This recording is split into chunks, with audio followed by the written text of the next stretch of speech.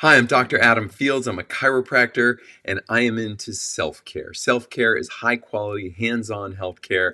And I had that experience with my own hair.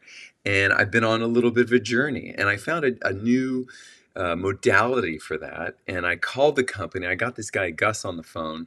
And he was interesting. He's got an interesting story. And let's hear a little bit different perspective on hair loss. And maybe it can help some of y'all. Gus, good to see you. Adam, thanks so much for having me. It's a pleasure to talk with you today.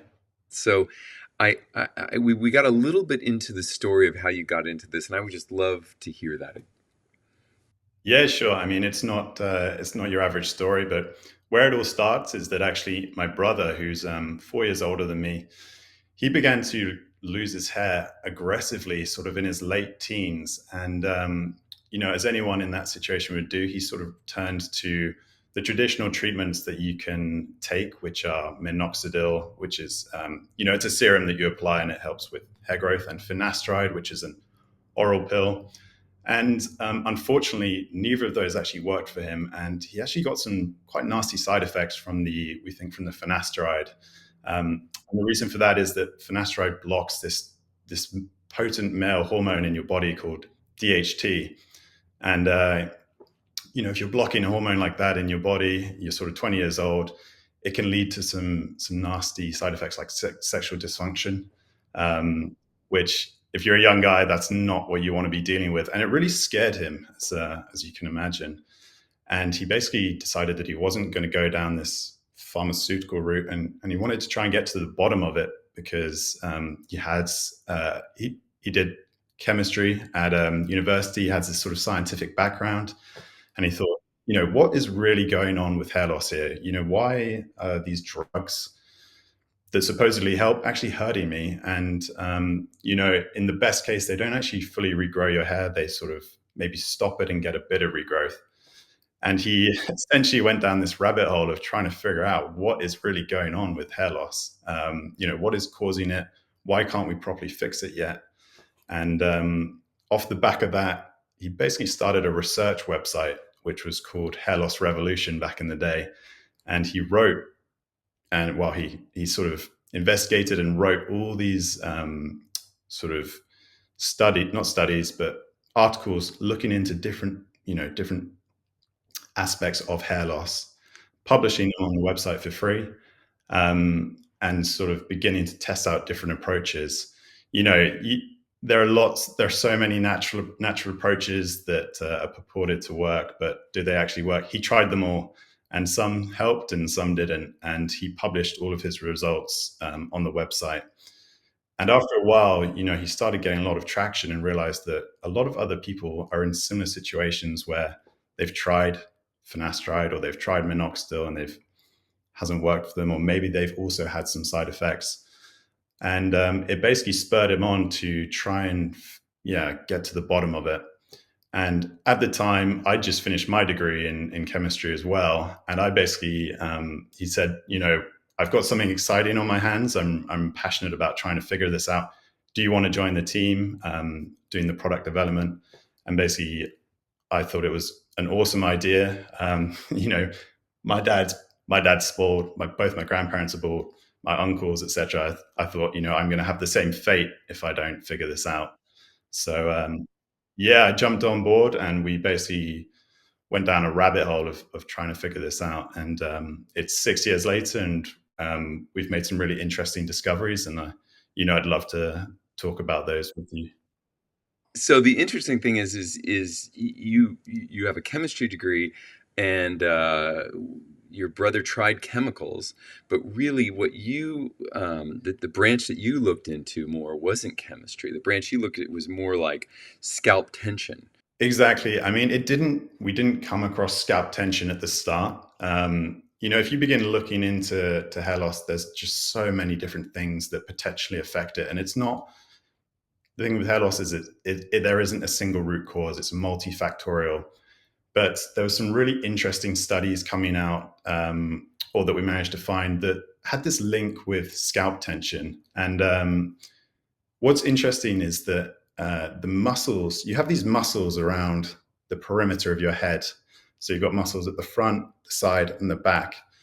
And there's this hypothesis that actually these muscles are sort of chronically contracted. So if you imagine like a swimming cap on your head and it's being pulled down tight, and it's just, there's a lot of tension and stretching going on across your scalp. What is that going to do to your scalp? Because what we see is that there's this tissue called the Galea aponeurotica, which is this dense fibrous tissue, and it's beneath where we typically bald. There's actually a very interesting pattern where the sides of the head don't go bald, but the top does. And there was a fantastic study, I think in 2016, which used a computer to model the tension in the scalp. If you have the muscles pulling down at the front and the muscles at the back pulling down, what does the tension, what does that pulling look like? So it's being pulled tight at the front, tight at the back. And what this computer model showed was that the areas with the most tension, the most stretching, are actually here at the front, your temples, and your vertex, which is, where male pattern hair loss typically progresses from. That's where it starts. And so this really, it was so interesting because it gave us a clue as to maybe the root cause of male pattern hair loss, which could be this tension. But then that begs the question, why is this tension, this stretching, why is that causing hair loss? So we basically, tried to look a step deeper. But then it begs the question, if you inhibit DHT and stop it from being produced in the body when you're, half bald, why don't you regrow all your hair? Because if that's the single thing that's causing the hair loss, you remove it. Why aren't we getting full heads of hair regrowth? And that's just not happening. So there's obviously more to it. And yeah, you're exactly right that it's multifactorial. And what we discovered, and this ties in nicely with that scalp tension hypothesis that I was talking about earlier, is that what we think is happening is that the tension in the scalp, at the front temples and at the vertex, is causing chronic inflammation. If you imagine the skin is being pulled tight over, we're talking years and years, decades. How long does it take to lose hair? We're talking decades. That causes chronic inflammation. So this inflammation is going on for a long, long time. And this is causing a sort of a response by the body where actually the tissue becomes, instead of being nice and supple and it's got great blood flow, like if you pinch the back of your hand, it's, you supple. And instead the tissue is actually getting remodeled and it's becoming scarred. The term is fibrosis. And this just means that, it's becoming thick, non-malleable, and it's also reducing the blood supply. And so what we think, don't mean to interrupt, but parafollicular fibrosis is really a thing where you're getting so when there's inflammation in the body, what happens is the body usually it's an infection, and the body doesn't want that infection to get to the rest of the body, so it walls off the infection, right? But inflammation from mechanical stress can also be interpreted by the body as, don't let this spread to the rest of the body. Let's stop this inflammation. It walls it off. And then you have the adhesions and the fibrosis. Exactly, yeah. And the problem is that this inflammation, or this tension and inflammation, is happening over, like I said, a period of years. It's not going away. So your body, it can deal with acute inflammation and stress really well, but it can't necessarily deal with this chronic stress over a period of time. And that's why this response kind of goes a bit haywire, and it remodels the scalp, which then we believe cuts off the blood supply to the hair follicles. And that's what's causing the progression of hair loss from the temples and at the back to spread out from there. And there's studies to show that also, probably not as robust and large as the finasteride studies or the minoxidil studies. However, there's proof, and I have it in my office. It's incredible. I have some people that really started way back here and are now to here. I'll have to show some pictures on there. Also, you were looking into, which is fascinating to me, Botox for the treatment of hair loss. Yeah, so that's a great point. And we sort of uncovered this. Actually, I got to give a lot of credit to Rob English. I know you've had him on your show before, but he's probably the best, foremost hair researcher out there. And it was actually his model that talking about the scalp tension and inflammation. Mm, But basically, the question after, if we're talking about inflammation and these chronic muscles, chronically tightened muscles, is that causing hair loss? Well, one way to answer that is by relaxing the muscles and seeing if it restores hair growth. And a fascinating study came out, I can't remember when, but in the last sort of 5, 10 years, by a professor from professor and lecturer in Toronto, Dr. Brian Frund, who was trying to relieve chronic tension headaches in his patients. And he thought, maybe if I can relax these muscles around the scalp, that will relieve the tension in the headaches. So he injected his patients, and while it did help with their headaches, it also helped with reducing their hair loss. And amazing. so he sort of went on this, he sort of investigated that as well. And then it ended up running a small study where he injected some patients with Botox in those scalp muscles to relax them, to force them to relax. Hmm. Because remember, they've been chronically contracted for years and years. So let's force them to relax by using Botox. And it was remarkable. 75% of the participants responded favorably to the Botox, which means that it either stopped their hair loss or they actually saw some regrowth. And the average increase in hair count was 18%, which is, in terms of hair growth, is actually quite phenomenal, and it's sort of on par with what you'd see from finasteride, but without, you're not taking a drug orally, and it's not affecting you systemically. It's localized to these muscles around your head. Mm. So that was really, really interesting, and sort of um, vindicated or added some evidence towards this scalp tension theory that we were You sort of. wonder, I work with a lot of people with tension headaches. I've got tension headache videos on for people that help their scalp tension on that level. But I wonder if there's a correlation between people who get tension headaches and people who have hair loss. I bet there is. I would love to know. I don't know that, but I would, yeah, certainly love Hmm. to someone So, investigate I mean, I bet stress might play a role. I bet posture might play a role. I mean, what are there any theories out there on why people get this chronic tension? there are quite a few theories out there. One is that the because it's predominantly men who suffer from pattern hair loss. Are they experiencing more androgens through puberty, and their skulls get bigger? So maybe the muscles become basically, we don't know. We don't have a definitive answer. We're still sort of trying to figure that one out.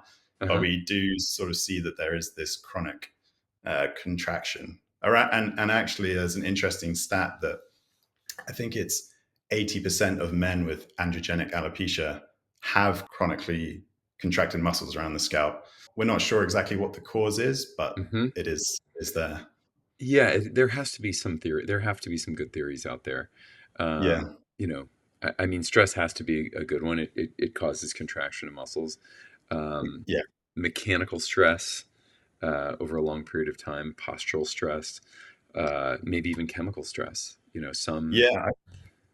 Yeah, I think all these I think all these things can play a role. For example, if you've got terrible posture, you've got the whole posterior chain of your back and neck and scalp. It's all kind of linked together. You certainly know more about this than I do.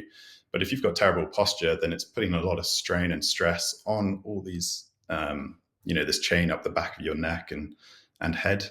And Right. if if you're stressed, then that can just have Clinching, that's maybe effect in clinching, other ways. Yeah. clinching of the jaw.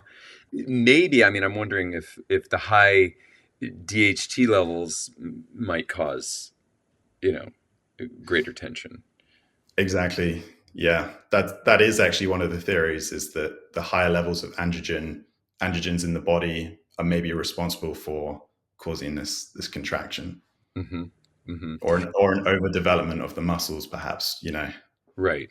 The great thing about just sort of holistic healthcare is you don't always have to know exactly why. We don't even know how minoxidil works. So you don't necessarily, the mechanisms, we really don't. We know finasteride, we don't know minoxidil. So we don't have to know all the mechanisms and all the reasons to know, okay, if we increase blood flow, great, let's get some hair on you, right? It sounds wonderful. Yeah, exactly. I mean, of course, we'd love to know how minoxidil works, but or any intervention, but if we know that there's a cause and an effect, then we can leverage that to our benefit. Right, right. I do a lot of scar remodeling in my office, and it with machines and things like that, and it brings blood flow back into the area. Mm, yeah, And that's what the research shows in joints, in tendons, and things like that. So why not the head? exactly. Yeah. Yeah.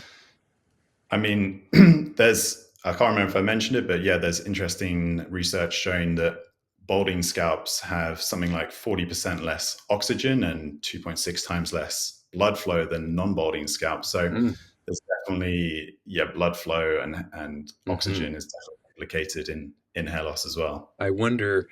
I do a lot of work with the cranial bones, and if people aren't breathing through their nose, they're breathing Mm, through their mouth. Their skull changes shape. It gets more narrow. The palate comes up. There's less air coming through the nose. There's less air going into their body, but there's also changes in the skull. If you look at skulls from different ages, from the year 500 or whatever, they're different shape than they are now. We're sort of mm. de-evolving in the shapes of our skull. So I don't know. We could keep going on theories. I mean, it's interesting to at this point we're way out of bounds of having the exact science on it. But I actually have done a lot of things, and I wanted to show some people out there. Like, for instance, this right here is for the shower. Right, I just got this on Amazon. And I just do that when I shampoo my hair. Sometimes I'll do a little massaging on my scalp.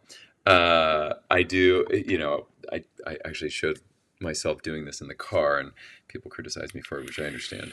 But a lot of people have Teslas around here, so they just don't even have to drive. So they're sitting there like this, doing one of these, and it's wonderful, right? So you're getting blood flow, and I think these are great, right? Yeah. The microneedling, right? Mhm. Yeah. Amazing. Amazing, right? So what does the microneedling do? Yeah, I mean, the microneedling, or another word for it is derma rolling, if you're using the actual roller version of it, Hmm. they're fantastic for hair growth. And the reason that we think they're so good is that, like I talked about, there's this scarring happening on it. It sounds dramatic, scarring, but it's just kind of like your tissue's getting a bit harder and stiffer. Right. To give Um, people a perspective, for instance, like you have somebody that's using a computer, right? And they're using a mouse or a trackpad, and they get a little tiny bit of inflammation and a little bit more and a little bit more. And all of a sudden, they come to me with carpal tunnel syndrome, right? exactly. And that took, like you say, years and years to develop, right? So it's the same thing with the scalp. Just Yeah, a exactly. little bit, and pretty soon, oh, Exactly. Yeah, it's this byproduct of chronic inflammation, and it's just making that tissue stiffer. It's not as well vascularized. It doesn't have as good blood flow. But the way that microneedling works is that it's essentially causing dramatic, or not dramatic, but acute inflammation in that tissue. So we talked about chronic inflammation, that's over a period of years, but acute inflammation is like a pinprick, and this causes this uh, inflammatory response that's actually helpful to the tissue, because mm, it's saying to the body, we've got this damage to the tissue. Let's send growth and healing proteins and growth factors back to this tissue to help it heal. And in this process, what happens is the tissue actually ends up being sort of healthier than it was beforehand. So although you're right. putting it through stress and inflammation, it's only in the short term, and the result is that it actually heals to a more healthy state afterwards. Right, you have to have inflammation in order for the healing process to take place. So it's a part. It's not. It's just you don't want to stay in inflammation, right? Exactly. And then Exactly. tissues often heal according to the stresses that are put upon them. So if I do microneedling and I have a little inflammation, and then I'm doing this and I'm massaging, right? Now those tissues are healing more flexible. They're healing more ability to bring blood to the follicles. Exactly, yeah. And that's what we're trying to do, because we're trying to reverse this process that's occurred over decades of the tissue becoming sort of harder. And we want to reverse that so that it's nice and supple and it's got that blood flow. And then the follicles, are getting all the nutrients and oxygen that they need to thrive and grow Mm, beautiful hair. And there's also a secondary factor, which is the parafollicular fibrosis. And so what that is actually, if you imagine the hair bulb at the base of the follicle, that's what's growing the hair. But if it's being restricted by this tissue that's tough, it physically doesn't have as much room to grow, and that's where the hair follicle over time will get thinner and thinner. So microneedling can help to reverse that process, because it's getting rid of this fibrotic tissue, this hmm tough tissue that's restricting the hair follicle, and in doing so, the follicle can actually, be a bit wider and grow thicker and stronger. And that's the goal that we're aiming for. And microneedling is one of the best ways to achieve that, because it's physically stimulating this acute inflammation response, which then leads to this remodeling in a good way of the scalp tissue. Right. I love it. So I want to then after that, I want to do some mechanical with my hand so that when it heals from that microneedling, things heal more according to the stresses that are put upon it. It's healing more flexible. The blood is getting up there easier. So I've shown you guys a little bit about some of these things I use. Um, all of these require my hands. I use my hands for a living. So I don't necessarily, I like, if I can go no hands, I'm in. So I wanted to share with everybody this thing, which is just the one you guys developed. You took 6 years so far to develop this. Yeah, that's right. So I'll just give you a bit of background. So that's called the Growband Pro. It's our pro version because it's automated. But before we get into that, Hmm. um, we'd seen this research about chronic scalp tension, and then we saw the Botox research saying that if you relieve that scalp tension, it can result in regrowth. But I don't know if you know, Botox is pretty expensive, and we're talking, and you need a lot because these muscles around your scalp are big relative to the ones in your forehead if you're just getting cosmetic And it Botox. only lasts, what, a few months or something like that. And it typically lasts sort of 5 to 7 months. So you need to get it twice a year. So it adds up quickly. So we were thinking, what is a way that we could try and mimic the effects of Botox, but without it costing so much, or having to get these injections twice a year. And the way that we approached that was that we know scalp massages, like you say, are great for hair growth. You're relaxing the muscles around the scalp, which helps with the tension. You're pinching and pressing the top of the scalp, which produces this acute inflammation, similar to microneedling. Can we try and get that effect in one? And the way that we approached it is having a headband that goes around your scalp, and it's got airbags in it, which then inflate and deflate. So if you imagine you're wearing it and it inflates, it kind of lifts up like this, and then it goes like this and deflates. And it just does that repeatedly. And what we're seeing is that, yeah, it's got this effect where it helps those muscles relax, because it's kind of like you're kneading the muscle Hmm. almost. And then at the top of the scalp, you can see that the tissue is being lifted up and it kind of creases together, Ooh, kind of that's like when what you you want. when you pinch the top of Hmm. the back of your hand.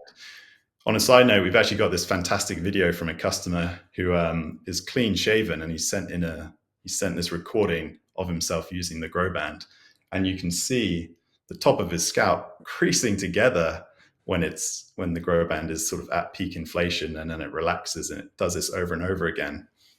So we're getting this one-two punch of releasing the contracted muscles around the scalp, maybe inducing some acute inflammation at the top.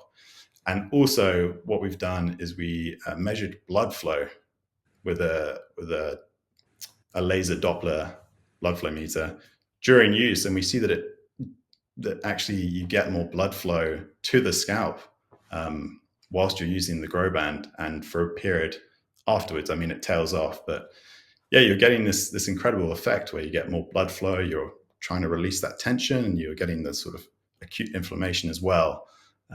So it's really exciting. Yeah, it's funny.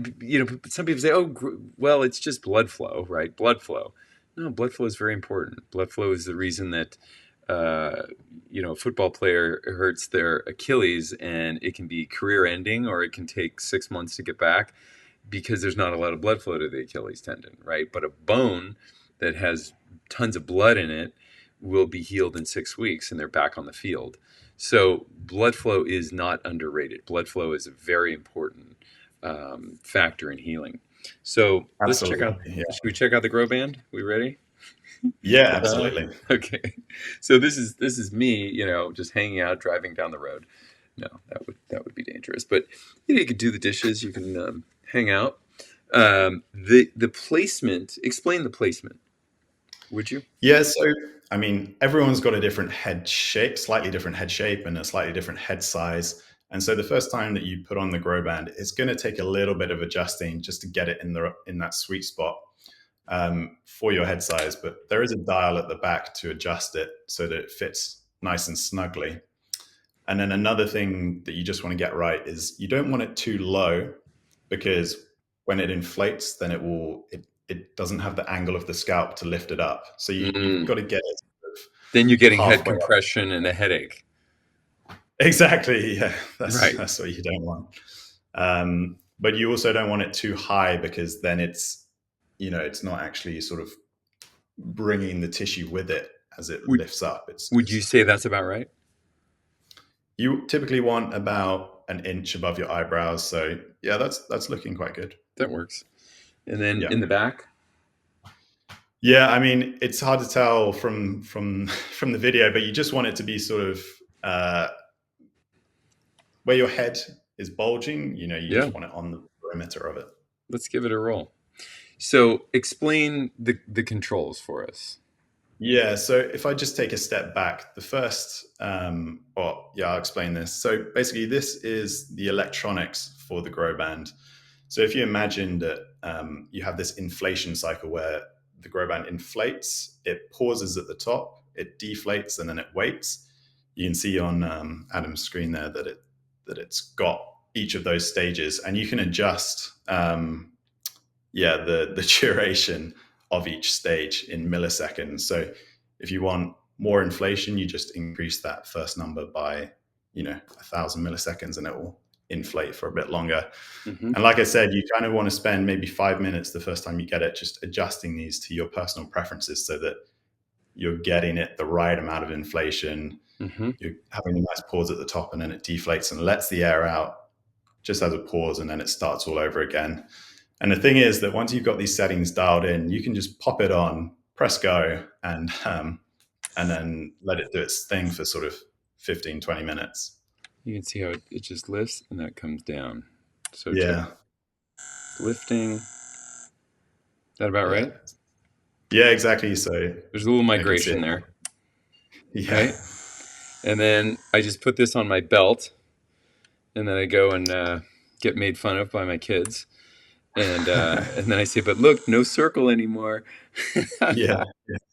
Yeah, exactly. So we've tried to make it as convenient to use as possible. So it's got a belt clip. So you can just hook it on your pants, or it will even fit in your pocket, so that you can be doing chores around the house. Or my Mm-hmm. favorite is just watching some Netflix on the sofa. Just have Mm-hmm. it next to me, half an hour watching an episode of something, and it's nice. And actually, at the end of the day, it's quite relaxing as well. So It that's is. yeah, It it's a is. It's benefit. not bad. Yeah. I in the beginning I did make the mistake and put it too low, and I felt a little compression, You're and right. that was not correct. It was very clear. Yeah, But yeah, yeah, exactly. I So adjusted, and it had the migration, and it was like, oh, okay, this isn't bad. This is great.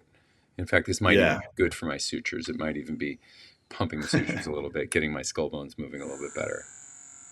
Yeah, exactly. I think, physical manipulation of any tissue or whatever, just massage in general is always going to be beneficial. And that's what we're trying to reproduce with what the grow band is. Have you guys done any studies yet or anything like that? Or We haven't done any, I mean, studies proper clinical studies are incredibly. I incredibly mean, just getting expensive. that product out, the price must have been incredible, right? Yeah, I mean, we're a relatively small company. We don't have external funding. We've been working on this as a project for many years. Yeah, many years. That product's actually gone through so many iterations. I cannot tell you.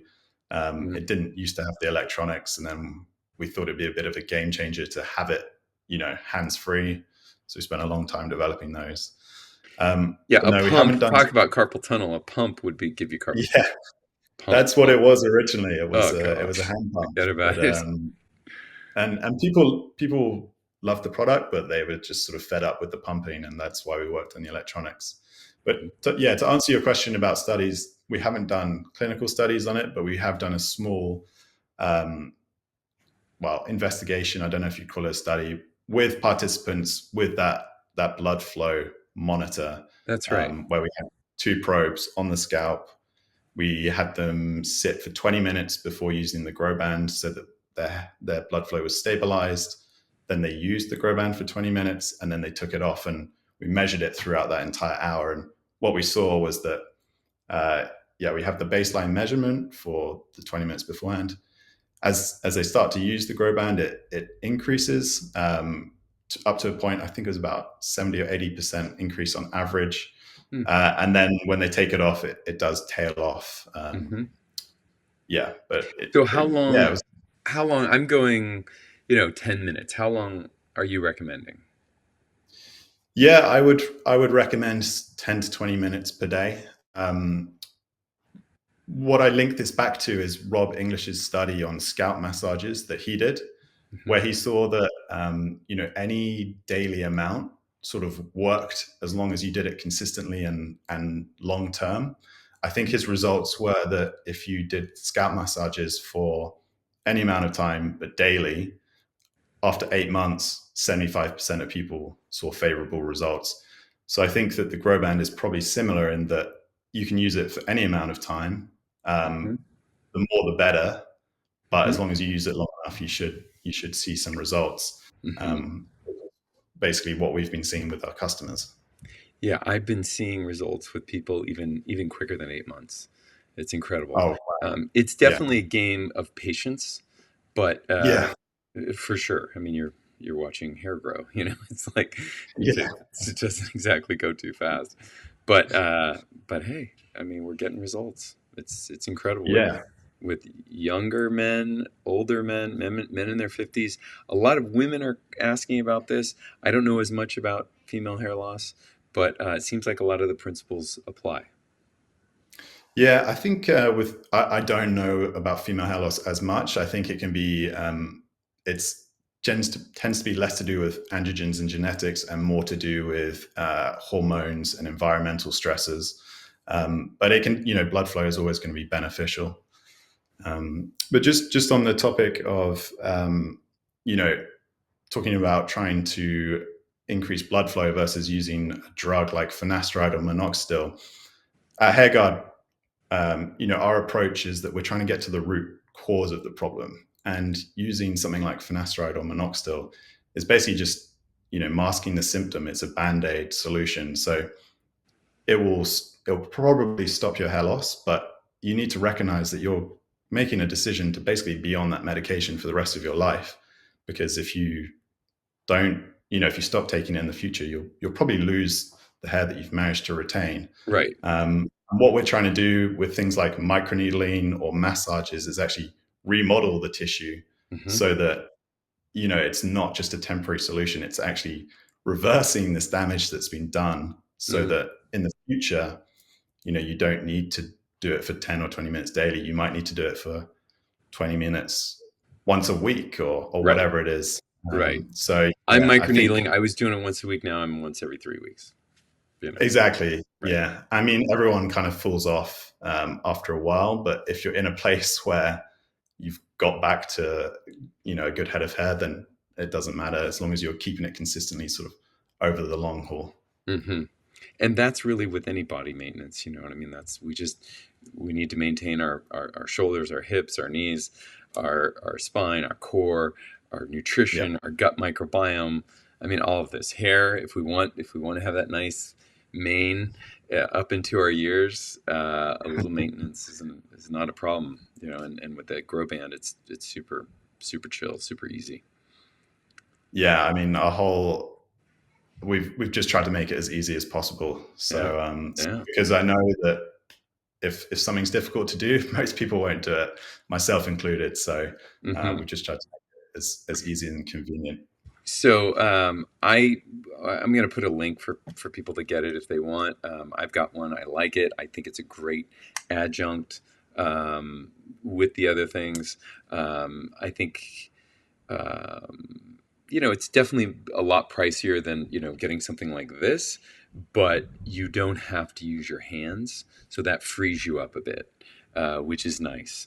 And I know that you guys are just starting your company, and so you're trying to do greater mass production to bring the price down a little. Mm, It's still in a higher price category, but it is. Yeah.